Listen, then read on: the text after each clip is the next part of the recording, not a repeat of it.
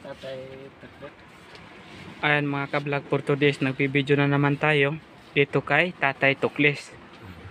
At ating tanungin siya sa kanyang video na mayroong patalastas.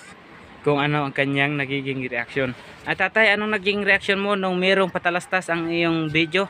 Okay. Oh, sige. Dagang salamat sa iyo. Suportahan niyo ang YouTube. Ito ko sa iyo. Sige. Ayan. Tatay, ipakita mo na. Ang tanan.